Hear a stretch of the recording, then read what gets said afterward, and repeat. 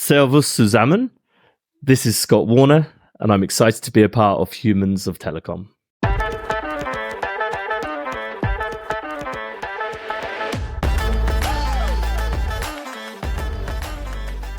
Hey everyone, a very warm welcome to Humans of Telecom, the Unplugged podcast. This is your host Anurag Aggarwal, Chief Revenue Officer at GMS. As you all know, this podcast takes you behind the scenes of the fast-paced world of telecom and showcases the human side of some of the most well-known individuals within this space. And today's individual is a seasoned telecom and CPaaS professional who has recently completed 10 years in this dynamic industry. Based in the land of Oktoberfest, that is Munich in Germany, this gentleman has worked with some of the finest CPaaS organizations within our ecosystem and excelled in every position he has held. Not only that, he has followed his passion for rugby and started an exciting venture in that space that we will delve further into in our conversation today. Most of all, what's striking about this individual is his very positive and affable nature that makes him extremely approachable and a wonderful industry colleague to do business with. So, without further ado, please join me in welcoming Scott Warner, Director of Emerging Services CPaaS at S and BTS Global. Scott, welcome to the show. Thank you so much for agreeing to be a part of this journey. We'd love to hear more about you. Which part of the world do you belong to? And from where are you joining this podcast today? Hi, Anurag. Thank you so much for the invitation. So I'm originally from a small town in the east of England called Colchester, but today I'm coming from Munich in Germany, as you mentioned. I moved here around 10 years ago now. I'm currently sat here in my office, not far from the centre of town. Wonderful. And between England and Germany, two countries which are not too far apart, but yet I think culturally far apart from each other. So how do you feel about these two countries? How was it like growing up in the UK, in England? And how has it been like being for a decade now in Germany?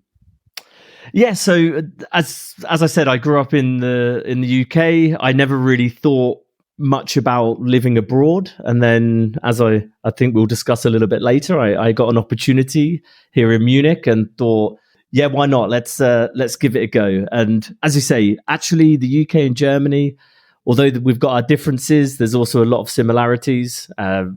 We love football and we love beer. So I think both those things go hand in hand. And yeah, it's a country that I've grown to love. And I don't think I'll be going anywhere anytime soon. Wonderful, Scott. Yes, when it comes to things like beer and I think football, I think, yes, those things definitely unite you guys for sure. All right. So now taking over to our first question, which is about the journey of Scott. So Scott, it's been a decade, as I mentioned, since you've been in the telecom space. So how did you get into this space? Let's hear Scott's journey so far. Yeah, so it was, I think, like many people, a little bit of an accident. So I studied economics at university. That was in Leeds, in the north of England. I then left university, worked in recruitment for a few years, and always had an interest in technology when it comes to, as simple as computers and computer games. I always had an interest in that stuff. So back in 2013, I was 24 at the time and having a look at new opportunities, seeing what was out there. I came from an economics background. I always enjoyed sales and relationships. And so I was keen to get into something along those areas. And, I saw a job advertised for a company based in Munich. Didn't really know much about it. Asked around. Actually, at the time, a friend of mine told me that his parents had been to Munich and said it was very nice. So I applied for a job, had a couple of interviews. That was back in 2013, and moved over to work for Tyntec. So that was with one of your other guests in a previous podcast with Jose Garcia. He was my first boss and the guy who basically hired me into the industry over a decade ago. And yeah, since then, I spent a few years at Tyntec. I then moved to Mito back in 2016, spent a couple of years there. I then actually went back to Tyntec and had all sorts of different commercial roles there across account management and sales. And then in 2021, I was able to make the move across to S and BTS Global, and yeah, so I'm currently the director of our CPaaS business with a main focus on messaging. Wonderful, Scott. So I think it's been an exciting journey for you. And yes, I think it's the same with a lot of us in the industry, that some chance encounter leads to us getting into the space, and we never know how things will unfold after that. And here we are. It's been 10 years for me also now, roughly. I think I also joined the industry just a couple of months after you got into Tyntec. So similar for me. I think I could really relate to your experience. And within this entire experience, if there is one moment which is extremely memorable or impactful, what would you say that moment would be? Well, I think rather than a moment, I think there's a specific. I'm gonna use a group of moments really, which is the social side of this business. So as I mentioned, I've worked across all sorts of different commercial roles, and that's given me such a great opportunity to travel, to see the world, to meet different people.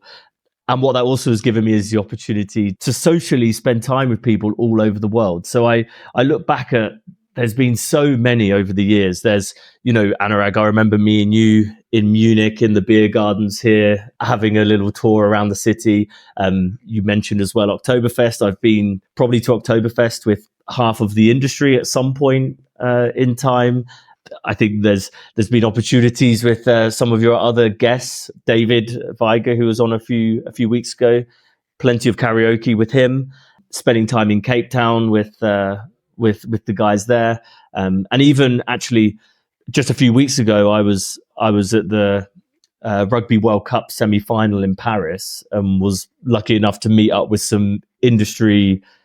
I'm not going to say colleagues, I'm going to say friends from the industry, and hang out with those in Paris and building up to the Rugby World Cup. And I think so. Rather than a specific moment, I have so many great memories of the social side of the business, and the travel opportunities that I've had in India, in China, in the US. It's really, really unforgettable, the memories you create with colleagues from the industry. Absolutely. And you so rightly put that from colleagues they become friends, and some literally become family. Mm-hmm. So, I can totally vouch for it that you're saying. And interestingly, talking about the industry, I think there is another important highlight about yours, which I didn't mention in the introduction, but I would want the listeners to know that you're truly what I would call a man of the industry. You've started a newsletter which has gained immense popularity. And, you talk about so many developments happening within our space, and our space is definitely a very dynamic and active one. So not only do we talk about technology, but your newsletter also talks about people and people who are moving around. And, there's a lot which you cover in it. So what made you think about getting into that action? That's something which has actually been an inspiration for me to start my podcast as well. Yeah. So how has that entire journey been like? Yeah, I mean, firstly, Anurag, thanks for the plug there. So yeah, for those of you who don't know, I run a newsletter, and I try to be relatively active on LinkedIn. You can subscribe the month in Telecoms. Pretty straightforward, does what it says on the tin. But I always found this industry fascinating to work in, and it seems strange because, when I talk to friends and family, they say to me, why are you talking about A2P messaging or SMS delivery? I mean, no one understands what we do apart from the small group of guys within the business. And I've always found it very interesting to connect all the dots. And, you hear stories and rumors from all over the market. And all I really thought about was there's two sides of it. The first part was, how can I collect what I learn through the month? And my newsletter is really kind of my notepad.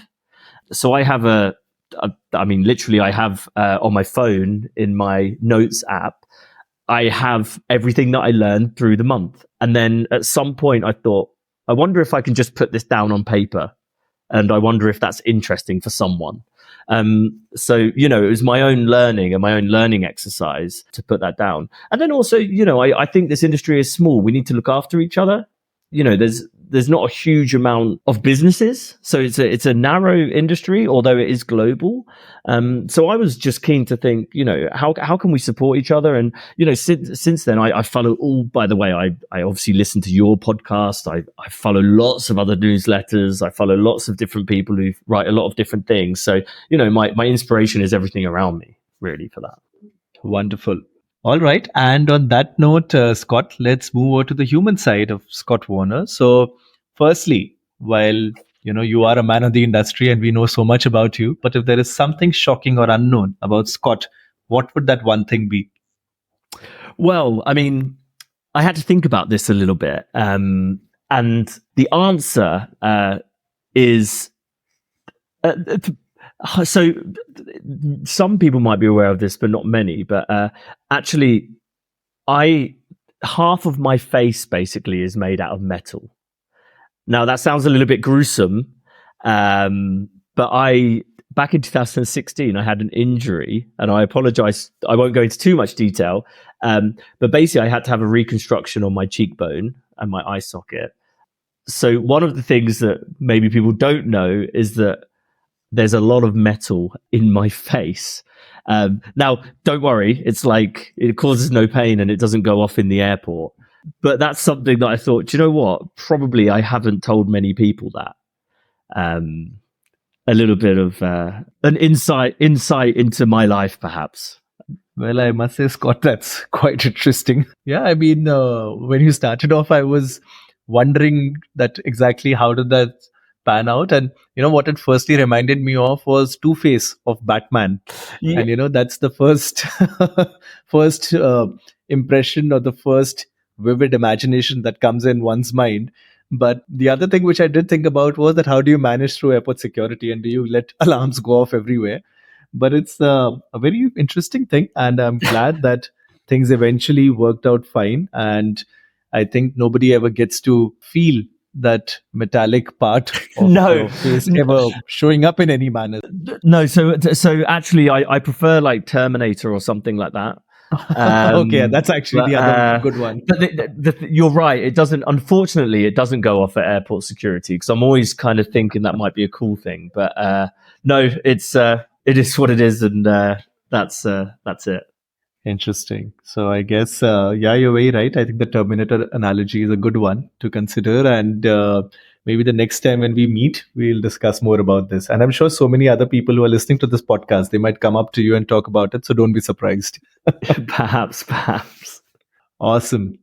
Now, moving on, more about things that you do to recharge yourself. We've spoken about so many of your passions, but if there is one specific passion which you'd like to talk about out here, what would that one passion be? Yeah, and I think it's been hinted at that I'm a big sports fan. So that comes from as a kid and through my entire life playing different sports. I played rugby for a long time.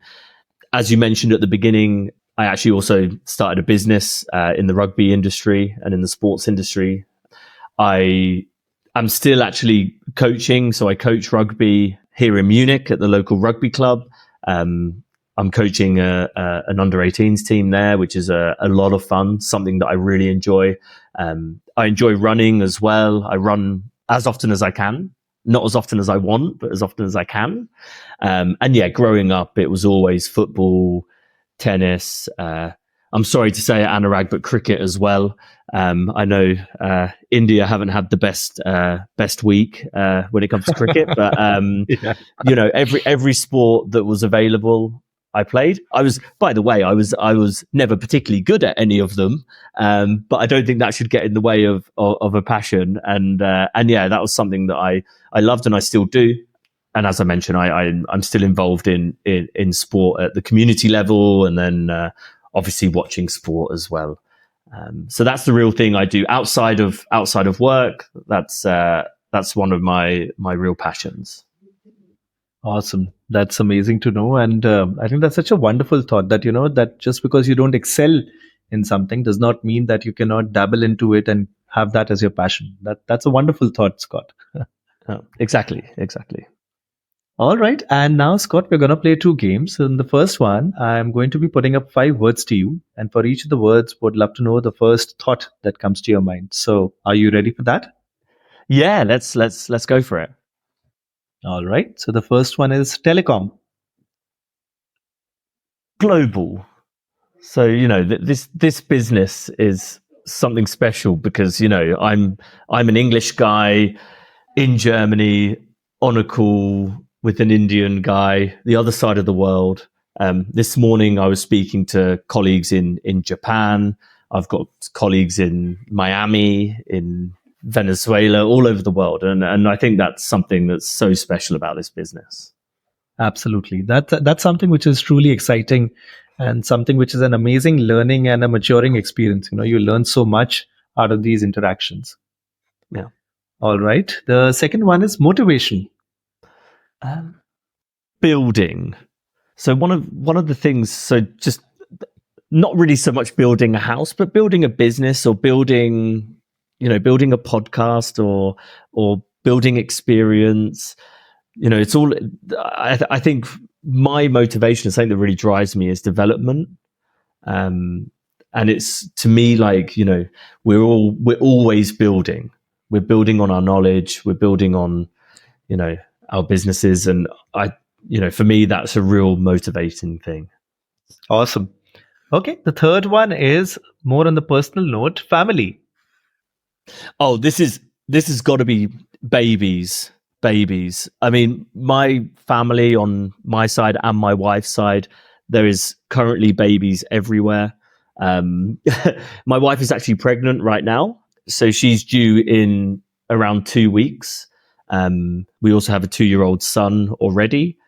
My brother-in-law, they just had twins around a month ago. My sister also has a son who's under 1. I think now in our family we have 1, 2, 3, 4, 5, 6, 7. We have 8 children under 4 in my a bit wider family, but in mine and my wife's family. So yeah, there's babies everywhere. That's like our family thing right now. Interesting. And I'm guessing by the time this podcast is released, God willing, you would be having your second baby in the house as well. Yeah. Let's see whether she is on time or not. Awesome. All right. The next one is career. Passion. So I mentioned it earlier. I think when you look at your career and when I look at my career, I've always tried to find what's really exciting. What can we really get excited about in our day-to-day work? And it's not always easy when you work for a communications platform, right? It's, there's probably jobs that sound a bit more exciting on paper. I didn't grow up wanting to be the director of emerging services here. But what I do see is that there's always something in our day-to-day work that we can get passionate about. And that to me has been a real driver through my career. So I really think passion is key to being successful. Wonderful. And the final word where we are today, podcast. Entertainment. So I love podcasts. So Humans of Telecom, I've listened to since the very beginning. I've got some friends on it and I've met actually. So Anurag, I have to thank you because I've met lots of people through your podcast. I tell you what, it's a great icebreaker when I meet someone and I already know a few bits and pieces. And I always like to talk to people that have been guests before. But I see podcasts, they're great entertainment. I listen to probably 20 podcasts every week. I'm a huge podcast fan. Wonderful. And is there any one name you would like to mention? Somebody you were able to break ice with quite well through the podcast? So actually, Luisa Sanchez from Identidad. Uh-huh. Luisa is someone who I've known for many years, but always kind of, how would I put it? Kind of we'd interacted, but never been directly in contact, let's say. And then it was in Barcelona this year. She had just recorded the podcast. So I think it was actually the latest one back in February. Correct. And yeah, that was like a great icebreaker to continue the conversation. And actually, yeah, I mean, Identidad is a business that has done some amazing work over over the last few years in the messaging industry. And that's just one example. There's plenty of others there as well. Awesome. And yeah, you're right. Louisa was episode 3, if I remember correctly, and it was released just around the time of MWC. And she did mention to me that some of the people came up to her and spoke to her about it. So I'm guessing one of them was you, Scott. That was me. Awesome. Wonderful, Scott. There were some amazing answers. And now on to our second game. So I'm going to ask you to tell us 3 statements. 2 have to be truths. 1 has to be a lie. And we'll try and guess which one is a lie and which ones are truths. So are you ready with your 3 ones? Yeah. So I have 3, rather than statements, I'm a huge fan of YouTube. The problem with YouTube is that you start on one topic and then very, very quickly you fall into a rabbit hole of videos on all sorts of different topics and themes. So I'm going to give you 3 topics. 2 of them are topics that I'm currently, let's say, investigating through YouTube, and one of them is not. Okay. All right. So number 1 is ancient Egypt. Okay. Number 2 is super yachts. All right. And number 3 is computer games. All right. That's a very difficult one for me, I must say. You really put me in the spot out here. So let me just guess. And, I'm sort of going to say that I'm going to be guilty of stereotyping you out here, but that's the only way I can give it a shot. So, of course, we know your love for gaming. So I would like to believe that the third one is a truth. You are looking into gaming. I do see you as somebody who's quite fond of physical activity and being out there with nature. So I'm going to believe that the second one around yachts is also something you're doing. I would love to know that you are fond of studying more about ancient Egypt. So I would love for that also to be a truth. But in the name of the game, I'm going to say that the first one is a lie and the second and third one are truths. Am I right out here? So the super yachts is the truth. And and you're right. It came about because over the summer, I got into stand-up paddleboarding. And somehow my stand-up paddleboarding led into super yachts, which seems to be a big jump between a stand-up paddleboard and a super yacht.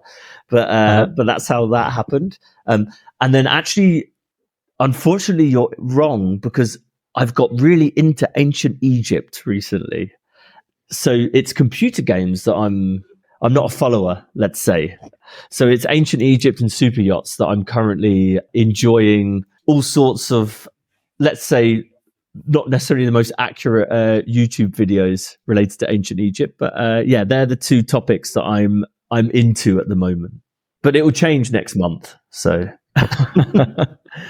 awesome. I guess I should have realized that you don't really seem so much of an indoor sort of a guy. So it's not computer games, but outdoor games, which takes more interest. And what makes you so interested in ancient Egypt suddenly? What's the interest in that? I don't know. Really, it was the YouTube algorithm somehow pointing me in that direction and me being caught up in it. If you want to talk about the pyramids, then let's go. And all the conspiracy theories around it. Oh, of course. You can imagine what YouTube is like when it's talking about the pyramids and the aliens who built them or whatever.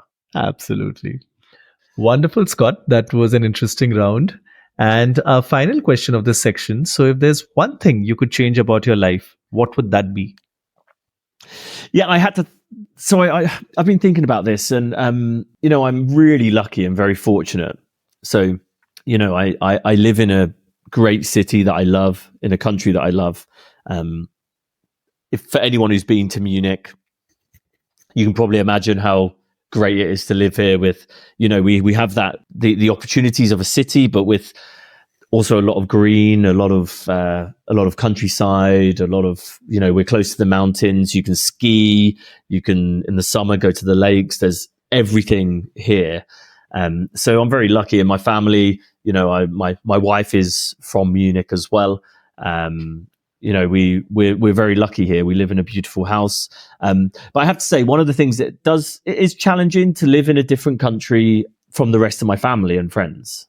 So, when I look at my parents and my brother and my sister, and then when I say friends, I mean old school friends that are still in the UK.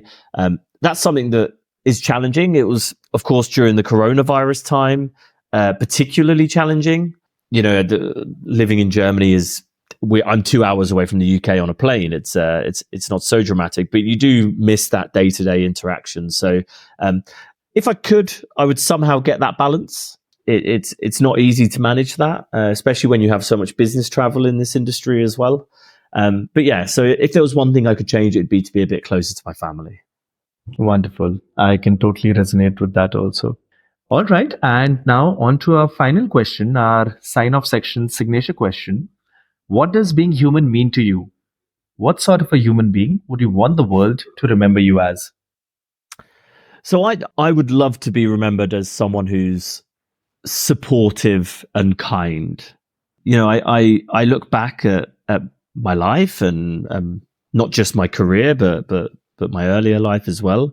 And I had so many mentors and people, whether that's teachers or sports coaches, friends, colleagues, bosses, that when I look back now were really vital to where I am today. And I would love to just at some point play that part in other people's lives. So I that's why I'm involved in rugby coaching. I coach an under 18s team. That's where I'm trying to be supportive and help people. And yeah, I would love to be known both within the industry and outside of the industry as someone who's supportive, someone who's helpful, someone who's always willing to look after people. I think I owe a lot to a lot of people that have done that to me over the years. So I think that's a little bit of trying to pay that back. Wonderful, Scott. I think that's a wonderful thought. And I think you are living up to it. As I said initially, that your extremely approachable and affable nature makes it a wonderful delight every time we interact. So I think that support element is something which comes out quite well. And I'm sure many people in the industry will vouch for it. I hope so. Awesome. And on that note, Scott, thank you so much.